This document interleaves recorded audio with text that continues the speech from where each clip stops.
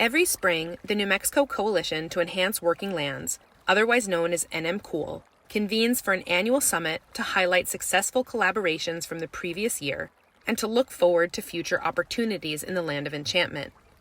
We're taking a different approach to virtual events in 2021, and instead of our usual day-long summit, we're hosting this mini podcast series to be followed by a short summit meeting on April 21st via Zoom.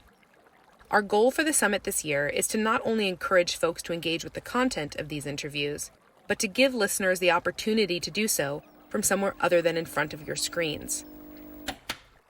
I'm Steph Marie Von Enken, Program Manager with Holistic Management International, and this is the NMCEWL Podcast. I'll be your co-host for this series, and welcome to our first episode.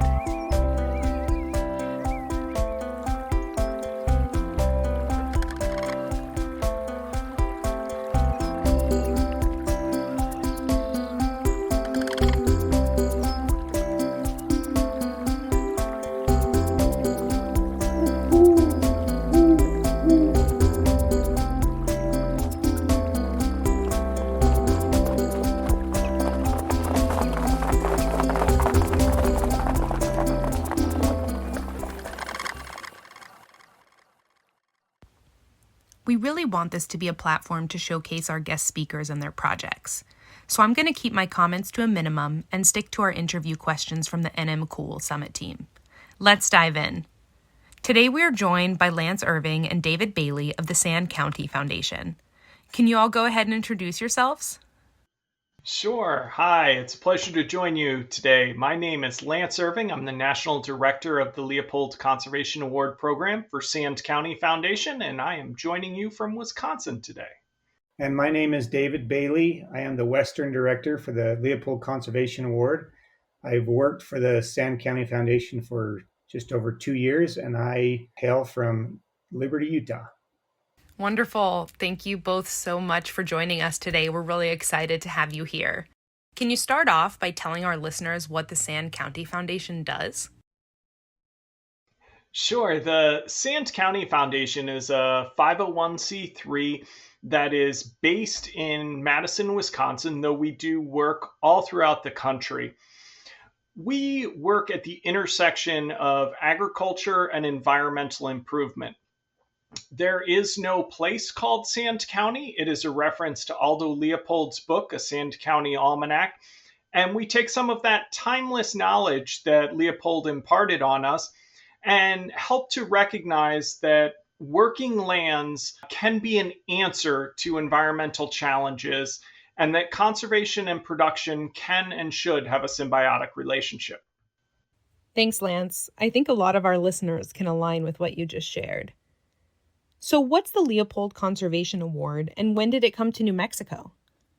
The Leopold Conservation Award is launching in New Mexico in 2021. This will be the first year of the Leopold Conservation Award in New Mexico. And actually, the call for nominations is open right now. While it's new in New Mexico, the program began in 2003 in Colorado, and since that time has grown to encompass 22 states and is still growing. So it is a program that may be new to some of the listeners, but it is not a new program, and it is emphasizing that land ethic that has been showcased through generations in New Mexico. Very cool. So this year is the first time this award is available in our state. I think New Mexico is the perfect place. We've definitely got a lot going on conservation-wise.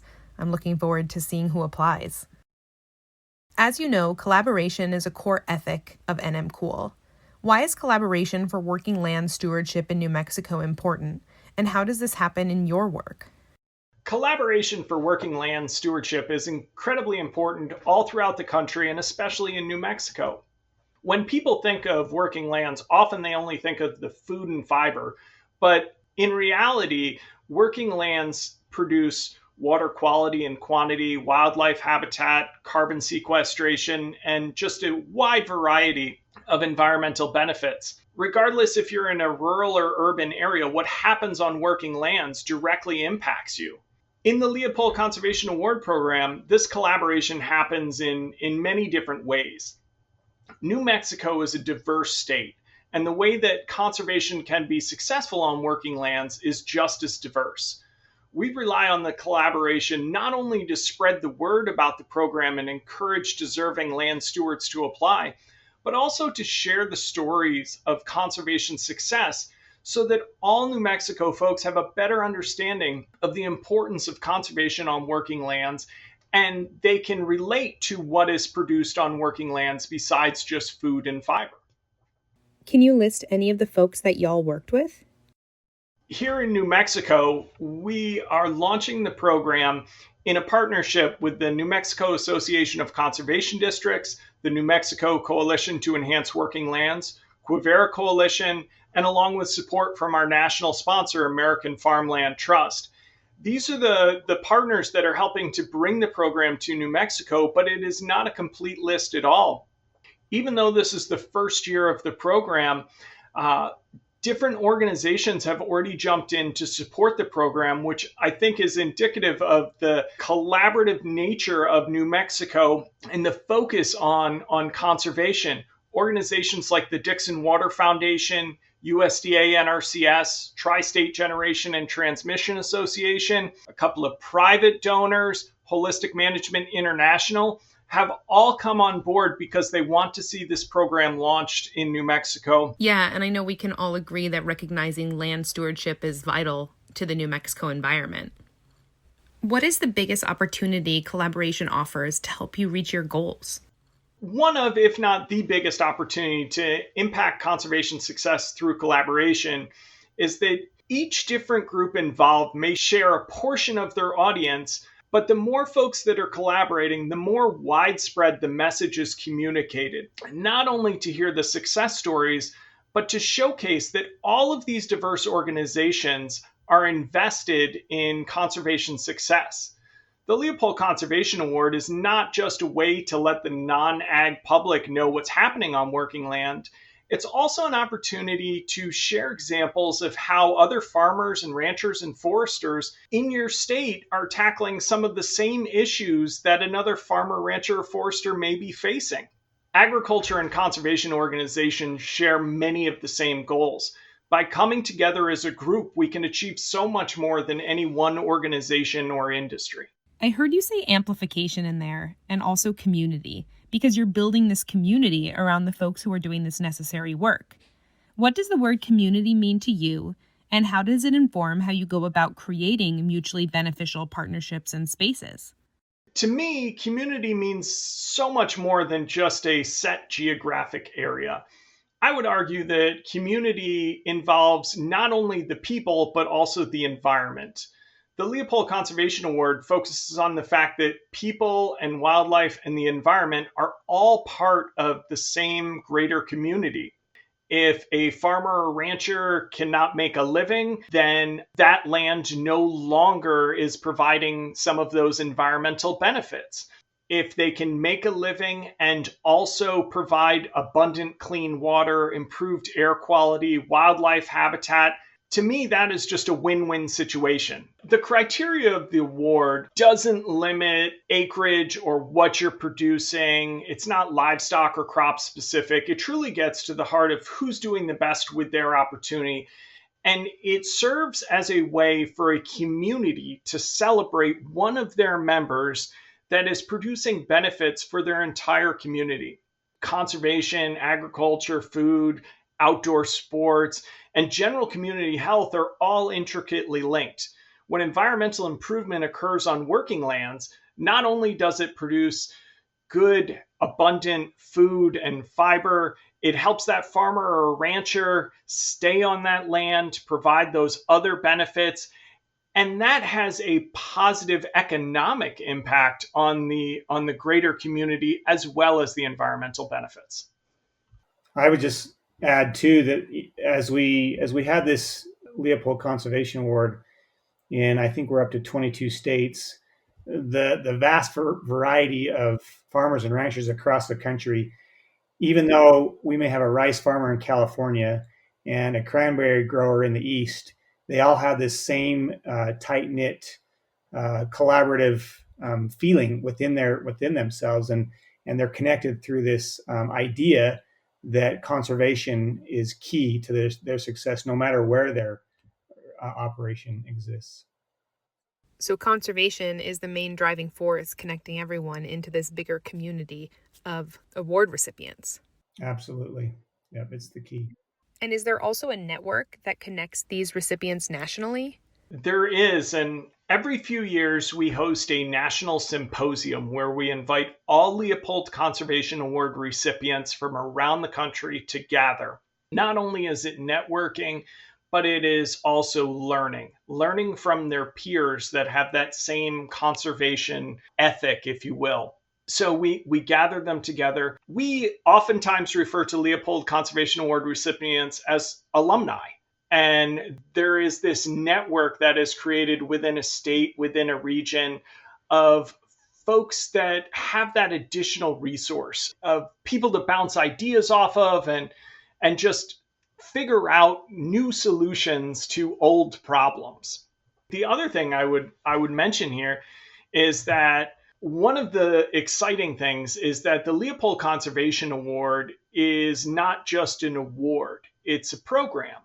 We try to do what we can to meet the needs of a state or a region as best we can. One of the things I'm really excited about is we've touched on community and collaboration a little bit so far. We just recently received an NRCS Conservation Collaboration Grant to pilot a program of having Leopold Conservation Award recipients from around the country serve as mentors to beginning and historically underserved farmers and ranchers. So these amazing land stewards that want to share their knowledge with these folks have that opportunity. It's providing an opportunity to learn from them and for that wisdom and that land ethic and the excitement of figuring out the solution to a tricky situation to be passed down not just through generations, but through the entire agricultural community. So that is a program that we are piloting right now. In fact, that's open. If somebody listening is a beginning or historically underserved farmer or rancher or forester and wants more information, they can go to our website and sign up. And it's really speaking to carrying that land ethic all through the agriculture and conservation community. Thanks for sharing that additional opportunity. I'm sure a lot of our listeners will be interested in applying, so we'll share a link to that program as well. What have been the key ingredients to success in your collaborations? I think the key ingredient for success in our collaboration is the understanding that we're all working towards that same big picture goal. And there may be different ways of getting there, but if we all focus on this idea of this end goal of enhancing working lands through conservation, each person and organization can utilize their own unique strengths to bring the whole collaboration light years ahead of what any one person or one organization can do by themselves.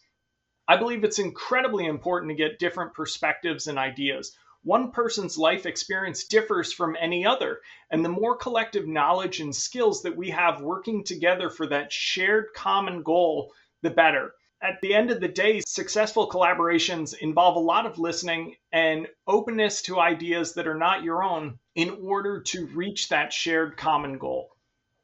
Listening and openness, those are good ones. Can you elaborate on those strategies and share what other strategies you use to build trust specifically as you collaborate with other organizations? Sure. Sand County Foundation, we're very transparent in our overarching goal. We want to celebrate farmers, ranchers, and foresters that are doing right by the land and showcasing what Leopold referred to as a land ethic. There are going to be different ways to get there, but as long as we are focused on the end goal, we can actively listen, we can work together, and we can take those nuances of each different state and incorporate them. I'm a former fishing guide, and my favorite quote as a fishing guide was, "There is no substitute for local knowledge."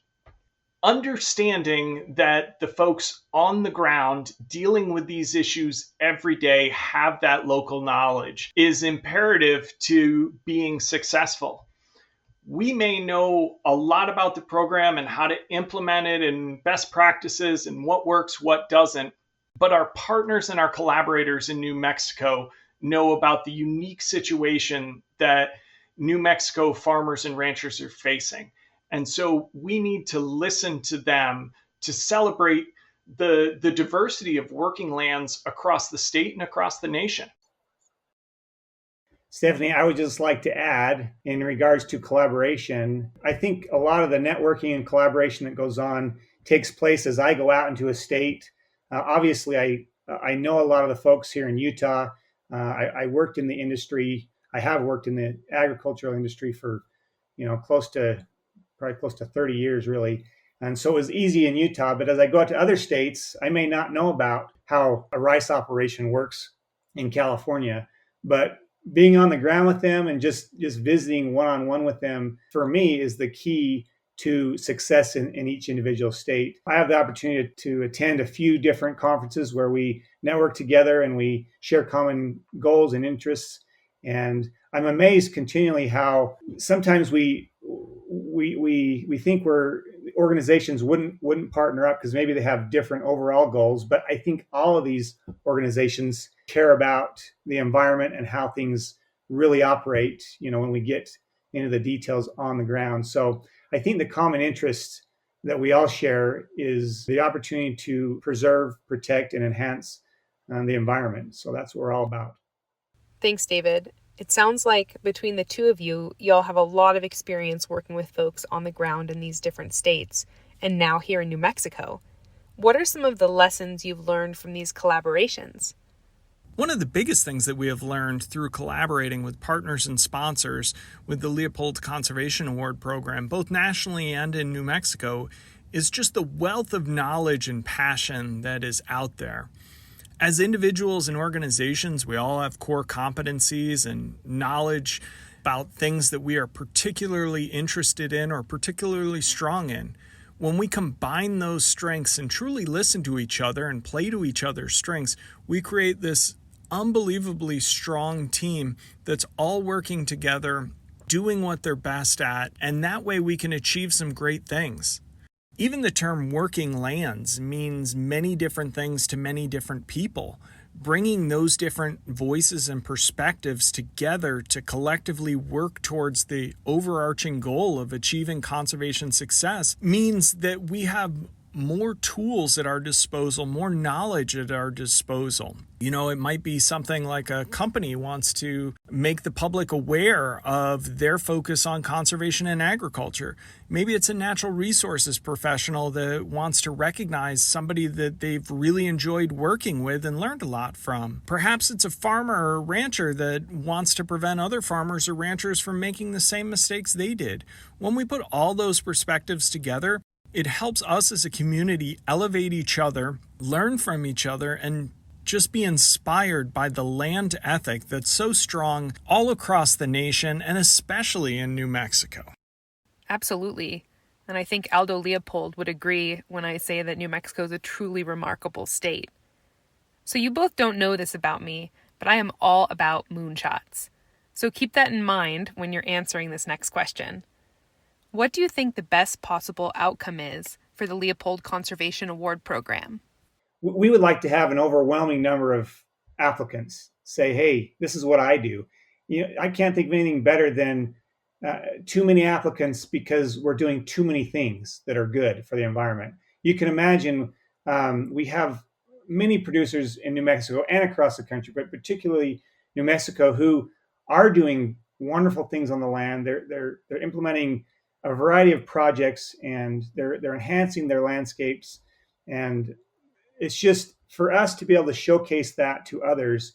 It's just kind of this snowball effect where one producer, we have one recipient a year, but the next year someone says, hey, I do some of those things. I think I could be considered for this award. So if you're out there really thinking, hey, do I qualify or am I doing enough? My answer is, anything that you're doing to enhance the environment and to protect the soil, the water, our wildlife, if you're doing those things, you qualify. You can be a part of this program. And we want to recognize those landowners who are really exemplifying these traits. Do you hear that, folks? It is time to apply. Did you have something you wanted to add to that, Lance? I think there are several great possible outcomes for the Leopold Conservation Award program in New Mexico.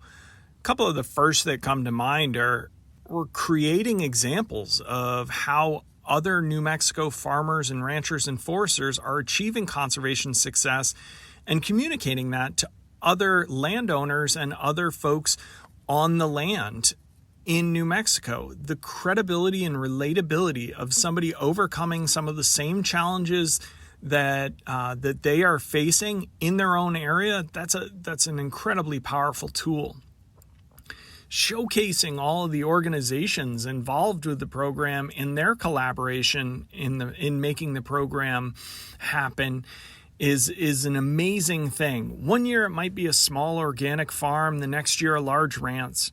Collectively, as the agriculture and conservation communities, we all have the opportunity to celebrate and appreciate these very different examples of success.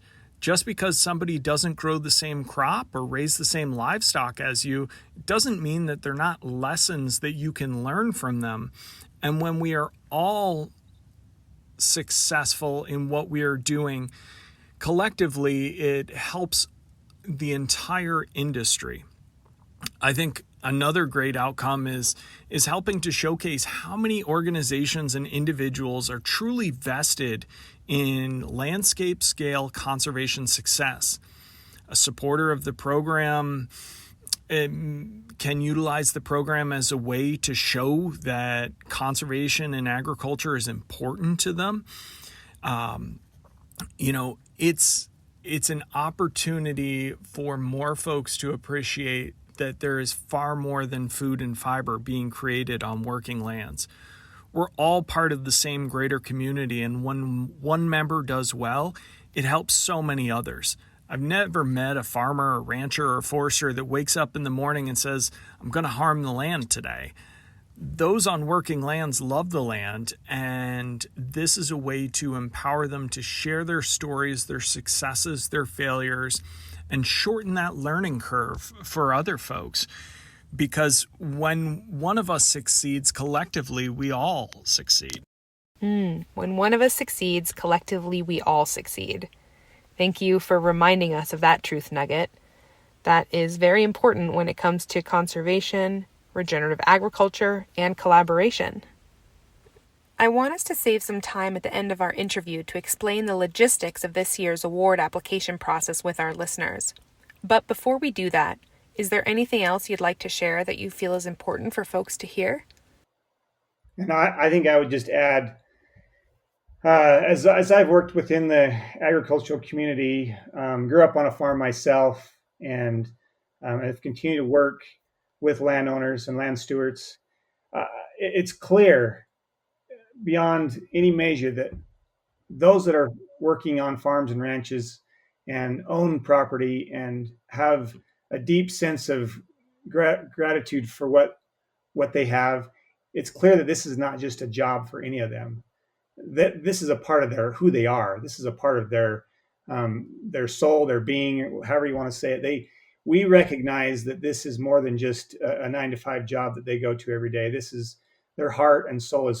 They put their efforts in their operations, and to benefit the environment as well, and to protect what they hold dear it's truly an amazing thing to watch as these applicants, these people who are nominated for this award, as they receive and are recognized for what they do. It's a truly inspiring story, and it is meant to be shared with not just their peers, but with the community at large. And that's important to us, to have that word spread. Thanks, David. We will be sure to share far and wide. Lance, any last thoughts? One or two other things that I think are important to share. The name of the Leopold Conservation Award and Sand County Foundation are derived from a famous conservationist and actually a former New Mexico resident, Aldo Leopold. His idea of a land ethic inspires us, and I think will inspire most who take the time to read some of his timeless knowledge. Leopold is one of these authors that just seemingly has an infinite supply of amazing quotes. And I think my favorite is that he's quoted as saying, "We abuse land because we regard it as a commodity belonging to us. When we see land as a community to which we belong, we may begin to use it with love and respect." I think that encompasses much of what the Leopold Conservation Award program strives to do. What are some ways people can get involved? If you want to and are able to sponsor the award, that's fantastic.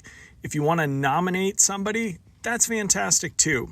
If you want to share the story of a land steward that is in your state, in your region, or just that story resonates with you, fantastic.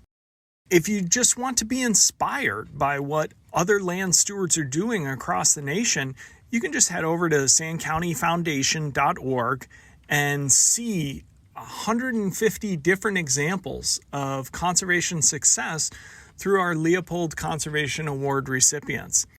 If you're a beginning farmer or rancher or a member of a historically underserved population, please feel free to reach out. Learn more about the mentorship program. Learn from these great folks that want to share their knowledge. And lastly, when you see a farmer or rancher that's going that extra mile to do right by the land, appreciate them. Thank them. Understand that it's not always easy. It's not always the most inexpensive or the easiest way to do things, but they're doing it because they've got a strong land ethic. And when we can encourage and celebrate those that are achieving those things and going about it the quote unquote right way, that is a powerful thing to let people know that you care, that we as a community care, and just appreciating the fact that farmers, ranchers, and foresters are the ones that are helping to create that wildlife habitat, that clean, abundant water, that soil health, that clean air, those open vistas, all of that we so much enjoy. So celebrate them, be involved, and reach out to learn more if you feel like it. Thanks, Lance. I hope we get a wave of applications from New Mexico in the coming weeks. The call for applications for the Leopold Conservation Award is open right now. So if you would like to apply or nominate someone, go to sandcountyfoundation.org for more information about the award and the application process. The deadline for both applications and nominations is May 15th. May 15th. I'm Steph Marie Von Anken, and that concludes our first episode of the NMCEWL podcast. Again, this is one of a handful of podcasts the NMCEWL network will be releasing over the next few weeks leading up to the annual summit. The summit is scheduled for April 21st at 10 a.m. Mountain Time via Zoom. For more information and to register for this year's summit, go to nmcewl.org/annual summit. That's nmcewl.org/annual summit. A big thank you to Lance Irving and David Bailey of the Sand County Foundation for taking the time to speak with us and for all the work you do to support conservation efforts in New Mexico and beyond. Thanks for tuning in.